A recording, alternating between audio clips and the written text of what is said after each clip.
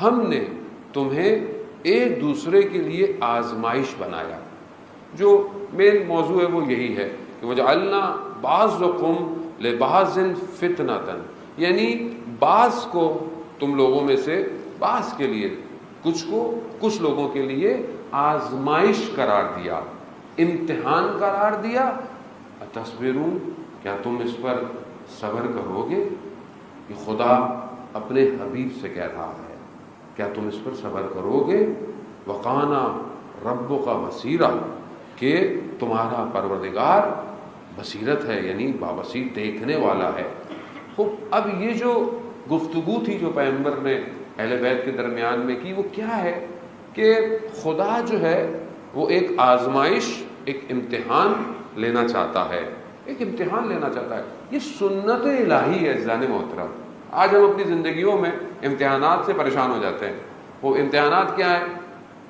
بیماری ہے، ڈیتھ ہے، فائنینشیل کرائسس ہیں، یہ ساری چیزیں، اور زندگی میں مختلف، یہ سب کیا ہے؟ امتحانات ہے. خوب، یہ امتحان سنت الہی ہے. پہلے نبی کو خدا نے خلق کیا، پہلے نبی کو جو برزخ کی بہشت تھی، حضرت آدم علیہ السلام کو کیا کہا؟ آزمائش اس درخت کے پاس نہیں جانا. وہ یار پروردگار اتنا سب کچھ کر دیا ہے، ایک درخت کے پاس کیوں نہیں جائے؟ وہ آزمائش ہے، چیک کر رہا ہے خدا، دیکھ رہا ہے. وہ اس کے بعد کیا ہوا؟ حضرت آدم، پھر آپ جانتے ہیں کتنے عرصے گریا، زمین پر آنا. آہستہ آہستہ ہر نبی کو آزمائش میں ڈالا. حضرت نوح اتنے 100 سال تبلیغ کر رہے ہیں، آزمائش ہے. کیوں نہیں ہو رہے؟ ہم یہاں پر آتے ہیں، 10 دن مجلس پڑھتے ہیں، 2 دن مجلس پڑھتے ہیں، 5 دن مجلس پڑھتے ہیں، بھائی ان لوگوں میں کچھ نہیں ہونے والا، یہ سب ایسے ہی ہیں. کیوں؟ سنت الہی ہے. اللہ اپنے نبی کو 950 سال تبلیغ کرا کر کہہ رہا ہے کہ تمہارا کام کیا ہے؟ ہدایت دینا. ہم فوراً کہہ دیتے ہیں او کچھ نہیں ہو سکتا اس کمیونٹی کا. کیسے نہیں ہو سکتا؟ مگر ہم ہدایت دینے والے ہیں؟ نہیں، ہم تو پیغام پہنچانے والے ہیں. ہدایت خدا کے ہاتھ میں ہے. آزمائش ہے، ہر طرح کی آزمائش ہے. معاشرہ خراب ہو گیا، مولانا صاحب بگڑ گیا ہے، سب کچھ ختم ہو گیا ہے. ہم کیسے ہی طرح باتیں کہہ سکتے ہیں؟ مگر خدا نے کیا کائنات کو عبث خلق کیا ہے؟ مگر خدا نے کیا کائنات کو بیکار خلق کیا ہے؟ نہیں. اور جب یہ ایمان ہو کہ آخری جو ہے وہ پردہ غیبت میں ہے، تو پھر مایوسی کیسی، پھر نا امیدی کیسی؟ اور ہم اسی کے لیے تو یہ سب تیاری کر رہے ہیں، اسی کے لیے تو گفتگو کر رہے ہیں، اسی کے لیے تو اپنے آپ کو سٹرونگ کر رہے ہیں.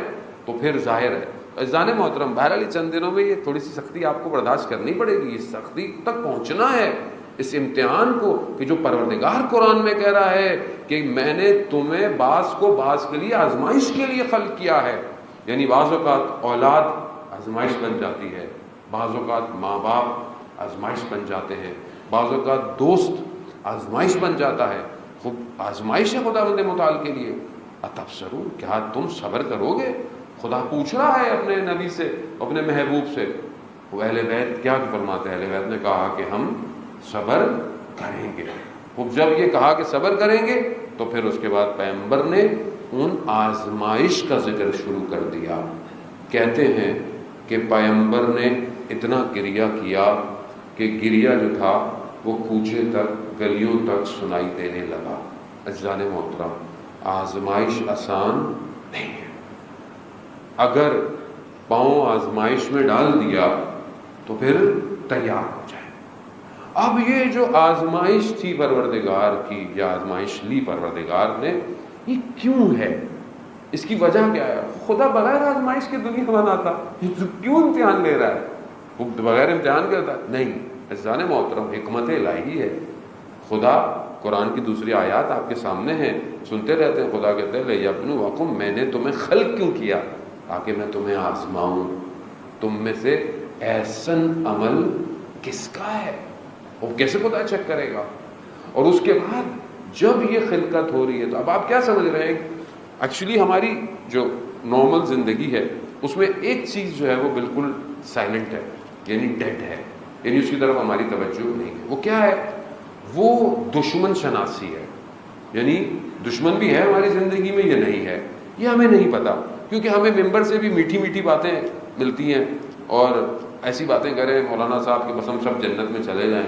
کوئی مشکل نہ ہو. باقی زندگی بھی ہماری ایسی ہونی چاہیے کہ ہمیں ایسا اسلام دے کہ ہماری زندگی ڈسٹرب نہ ہو مولانا صاحب, ہمارا بزنس ڈسٹرب نہ ہو, ہمارا کاروبار ڈسٹرب نہ ہو, ہمارا لائف سٹائل بس سیٹ چلتا رہے. ہمیں ایسا اسلام دے. وہاں آج کل یہی ڈیمانڈ ہے ہر کسی کی.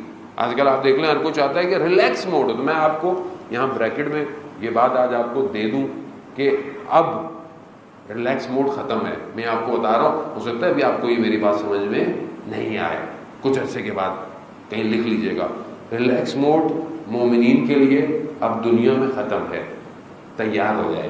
کیوں؟ ظہور نزدیک ہے. آپ کیا سمجھ رہے ہیں کہ ظہور تک اس کائنات کو داخل ہونے کے لیے بغیر کسی امتحان کے ہوگا؟ پاسبل نہیں, پاسبل ہی نہیں. آپ سنت انبیاء دیکھ لیں, جب بھی کوئی نبی کسی شہر میں وارد ہوا ہے, کسی قوم میں آیا ہے, کیا ہوا؟ قرآن کیا ہے؟ قرآن صرف مردوں کو ثواب پڑھنے کے لیے نہیں عزیزان محترم, قرآن زندوں کی ہدایت کے لیے ہے. قرآن عبرت ہے, احسن القصص ہے اس کے اندر. آپ ہر نبی کو دیکھ لیں, ہر نبی اپنی قوم میں جب ہدایت کے لیے آیا ہے, کیا ہوا؟ آزمائش, امتحان. اس امتحان سے جو قوم کامیاب ہوئی وہ قوم کامیاب ہوئی. جس نے امتحان میں کامیابی نہیں دی اس قوم کے اوپر کیا آیا؟